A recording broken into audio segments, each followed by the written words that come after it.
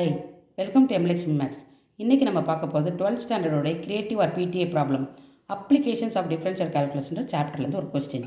Evaluate limit x tends to 0 x e power x minus sine x by x. இதோட solution பார்ப்போமா? கொடுத்துருக்க கொஸ்டினை அப்படியே எழுதிட்டேன்.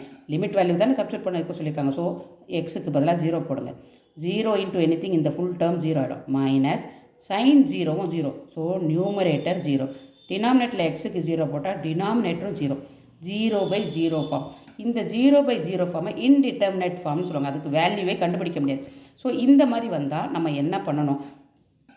எல் ஆப்பிட்டல் ரூல் எடுக்கணும். இதை சிம்பிளிஃபிகேஷன் பண்ண முடியுமான்னு பார்க்கணும். எல்சிஎம் ஏதாவது அதுக்கு வழி இல்லை. ஸோ எல் ஆப்பிட்டல் ரூலுக்கு நம்ம போயிடலாம். எல் ஆப்பிட்டல் ரூல்ன்றது ஒன்றும் இல்லைம்மா, இந்த லிமிட்டை அப்படியே வச்சுக்க போகிறீங்க. நியூமரேட்டரை தனியாக டிஃப்ரென்ஷியேட் பண்ண போகிறீங்க, டினாமினேட்டரை தனியாக டிஃப்ரென்ஷியேட் பண்ண போகிறீங்க. பண்ணிவிட்டு மறுபடியும் லிமிட்டை சப்ஸ்டியூட் பண்ண போகிறீங்க. இப்போது இதை டிஃப்ரென்ஷியேட் பண்ணோன்னா யூவி மெத்தட். ஸோ எக்ஸை அப்படியே வச்சுருக்கேன். இ பவர் எக்ஸை டிஃப்ரென்ஷியேட் பண்ணால் இ பவர் எக்ஸ் ப்ளஸ் எக்ஸை டிஃப்ரென்ஷியேட் பண்ணால் 1 இன்ட்டு இதை அப்படியே வச்சுருக்கேன் இ பவர் எக்ஸ் மைனஸ் சைன் எக்ஸை டிஃப்ரென்ஷியேட் பண்ணால் காஸ் எக்ஸ் பை கீழே எக்ஸை டிஃப்ரென்ஷியேட் பண்ணால் 1. ஸோ இப்போ திருப்பி வேல்யூ போட்டு பார்க்கலாம். கீழே 1 ஆகிடுச்சு. மேலே 0 இன்ட்டு எனிதிங் அது 0 plus e power 0 minus cos 0. E power 0 நமக்கு வேல்யூ தெரியும் 1, காஸ் 0வும் 1. ஸோ 1 மைனஸ் 1, இதோட ஆன்சர் 0. இது இன்டிட்டர்மினேட் ஃபார்ம்லாம் கிடையாது, இது ப்ராப்பர் ஃபார்ம் தான். ஸோ இந்த சம்மோடைய ஆன்சர் 0.